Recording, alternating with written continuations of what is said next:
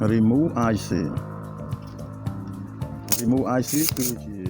គឺដោះ IC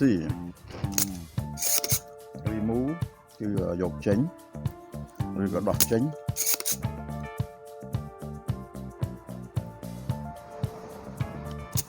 បើគាត់ថា